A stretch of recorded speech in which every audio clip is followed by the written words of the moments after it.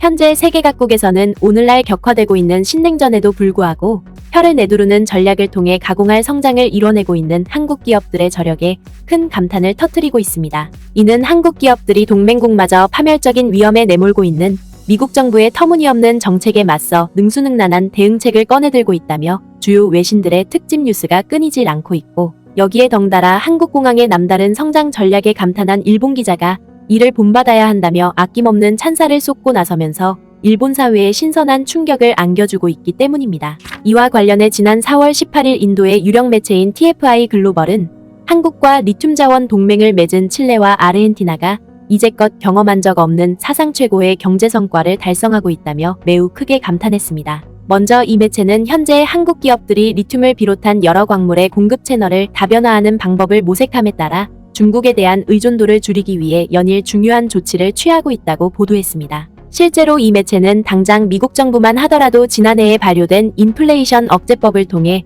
중국제 부품과 중국산 광물이 들어간 제품의 보조금을 지급하지 않기로 하면서 중국산 광물에 의존해왔던 한국 기업들이 큰 타격을 받고 있는 만큼 이를 대처하기 위해 다른 공급처를 찾는 것은 어찌 보면 당연하다고 보도했습니다. 따라서 인도 매체는 한국 기업들의 이 같은 분주한 움직임으로 인해 칠레와 아르헨티나가 들썩이고 있다고 보도했습니다. 바로 이들 두 나라가 한국과의 광물 동맹을 통해 자국이 보유한 막대한 양의 리튬을 한국 기업들에게 공급하고 있다는 것입니다. 칠레와 아르헨티나는 전기차 및 기타 하이테크 제품 생산에 필수적인 리튬 및 구리의 세계 최대 생산국이다. 이러한 국가들과 협력함으로써 한국은 이 광물들의 안정적인 공급을 확보하고 중국에 대한 의존도를 줄이는 것을 목표로 하고 있다. 한국의 이러한 움직임은 모든 당사자들에게 윈윈이 되고 있다. 칠레와 아르헨티나는 주요 광물 개발 프로젝트에 한국 기업이 참여함으로써 경제적 이익을 얻을 수 있으며 이는 그들의 경제를 견인하는 데 큰 도움이 될 수 있다. 반면에 한국은 광물의 안정적인 공급을 확보할 수 있고 이것은 첨단 기술 산업을 추진하고 중국에 대한 의존도를 줄이는 데 도움을 줄 수 있다.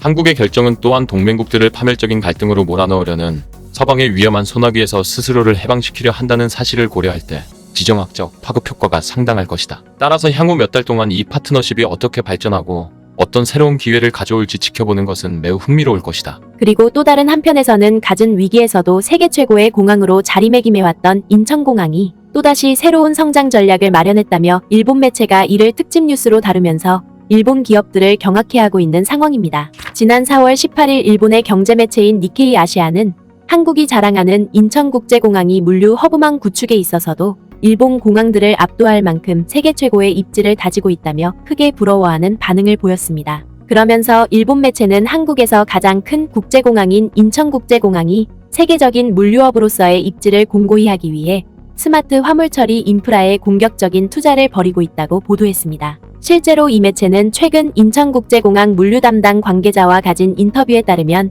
인천공항이 전자상거래 기업들로부터 들어오는 화물을 보다 효율적으로 처리하고 인력의 필요성을 줄이기 위해 자동화 시스템 확대에 나서고 있다고 보도했습니다. 이는 인천공항이 스마트 화물 처리 인프라를 구축함으로써 중국과 일본을 비롯해 동남아시아까지 아우르는 동아시아 물류망을 한꺼번에 독차지하려 한다는 것입니다. 특히 일본 매체는 인천국제공항이 그동안 여러 차례에 걸쳐 전 세계로부터 최우수 공항으로 선정되어 왔던 만큼 동아시아 대표 물류 허브망이 되겠다는 이 같은 목표 또한 현실화될 가능성이 매우 높다고 보도했습니다. 한국의 북서해안 섬에 위치한 이 공항은 2001년에 문을 열었고 2009년과 2012년에 스카이트랙스가 선정한 올해의 세계공항상을 수상했다. 인천국제공항은 1939년에 개항한 김포국제공항에 이어 서울 지역의 두 번째 주요 국제공항이 되었으며 현재는 국내선 노선뿐만 아니라 이웃한 일본과 중국으로 가는 항공편도 제공하고 있다. 인천국제공항에 따르면 개항 첫 해 총 1,450만 명이 공항을 들락거렸다고 밝혔다. 그 수는 2019년에 7,100만 명으로 증가했지만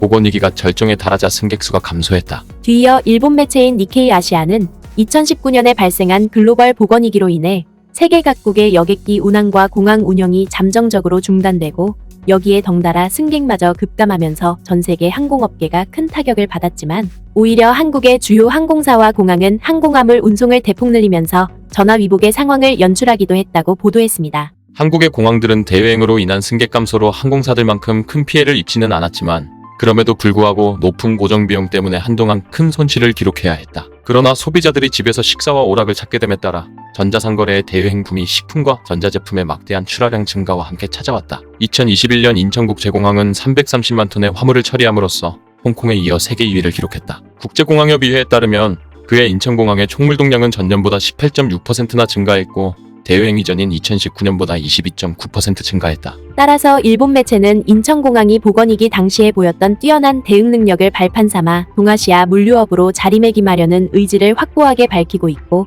이를 위해 앞서 언급했던 것처럼 스마트 화물 처리 시스템을 구축하려 한다고 보도했습니다. 그도 그럴 것이 이 매체는 지난 2월에 발표된 맥킨지 보고서에 따르면 수익 흐름을 다각화하고 공항의 안정적이고 장기적인 운영을 담보하기 위해서는 항공화물 시스템의 능동적인 변화가 요구된다고 보도했습니다. 특히 이 매체는 복원이기 이후로 항공화물의 종류가 매우 광범위해진 만큼 인천공항이 그 누구보다 이러한 변화를 재빠르게 감지하고 다가오는 장래에는 기어코 세계 최고의 항공 물류업으로 자리매김하려 한다며 큰 감탄을 터뜨렸습니다. 더 많은 쇼핑객이 온라인으로 의류 및 전자제품을 구매함에 따라 인천공항은 공항화물 터미널에서 관례적으로 처리하는 큰 부피의 품목보다 더 복잡한 처리를 필요로 하는 소규모 패키지의 증가와 씨름해야 한다. 또한 수입 식품과 바이오 건강 품목에 대한 수요가 증가함에 따라 인천공항은 냉장 화물 보관 시설을 확장하고 있다. 인천국제공항은 보관이 부적절할 경우 화재나 폭발이 발생할 수 있는 리튬 배터리는 물론이고 의약품과 식품의 안전한 취급과 관련해 국제기구로부터 인증을 받았다. 다른 국가로의 수출 또는 국내 배송을 위한 수입 및 유통을 용이하게 하기 위해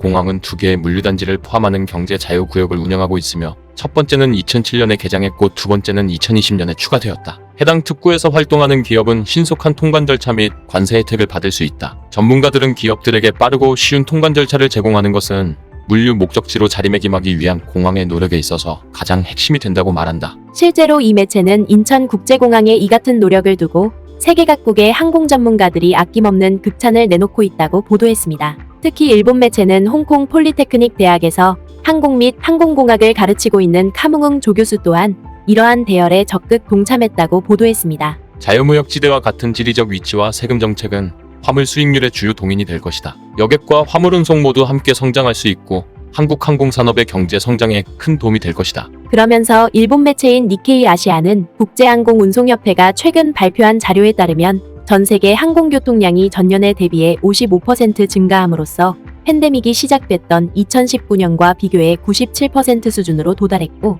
화물 수요 또한 팬데믹 이전 수준보다 2.9%나 증가한 사실을 비춰봤을 때 인천공항의 이 같은 남다른 전략 마련은 지난 20년 동안 인천공항에 왜 그토록 세계 최고 공항이라는 수식어가 따라붙었는지를 잘 설명해준다고 보도했습니다. 결국 일본 매체의 이러한 부러움 섞인 보도는 갖은 위기 상황에서도 좌고우면하지 않고 철두철미한 위기 대응 전략을 마련함으로써 위기를 기회로 만들어왔던 우리 기업들의 슬기로운 경영 전략이 세계 각국에 큰 귀감이 되고 있음을 매우 사실감 있게 대변해주고 있습니다. 구네스북 영상을 재미있게 보셨다면 구독과 알림 설정 꼭 부탁드리겠습니다.